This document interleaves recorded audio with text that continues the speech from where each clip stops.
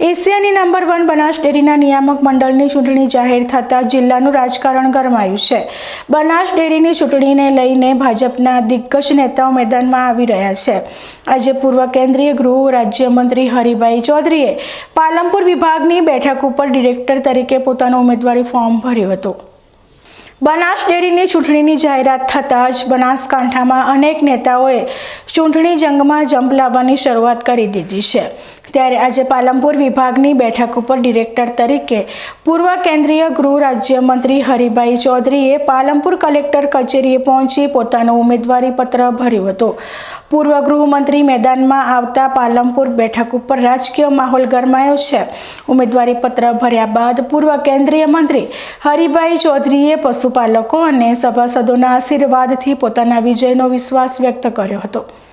આજે પાલનપુર મુકામે બનાસ ડેરીની નિયામક મંડળની ચૂંટણી જાહેર થઈ છે।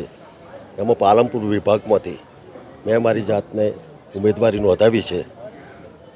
પશુપાલકોના આશીર્વાદ અને સભાસદોના આશીર્વાદ અને બનાસકાંઠાની જનતાના આશીર્વાદથી હું લોકસભા પણ લડ્યો, બનાસ બેંકની પણ ચૂંટણી લડ્યો, બનાસ ડેરીની પણ ચૂંટણી લડ્યો અને બધાના આશીર્વાદથી આ વખતે મેં પાલનપુર વિભાગમાંથી ડાયરેક્ટર તરીકેનું ફોર્મ ભર્યું છે।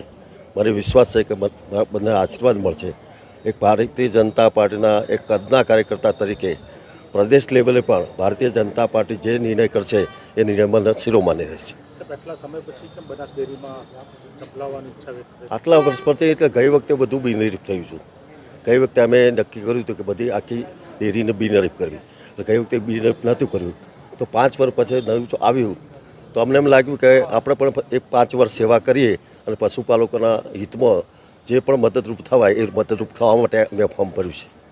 જો કે ગત ટર્મમાં બનાસ ડેરીની ચૂંટણી સમરસ થઈ હતી, ત્યારે આ વખતે બનાસ ડેરીના ચેરમેન અને વિધાનસભાના અધ્યક્ષ શંકરભાઈ ચૌધરી સામે પડકાર ફેંકતા ભાજપના જ નેતાઓએ બાયો ચડાવી છે।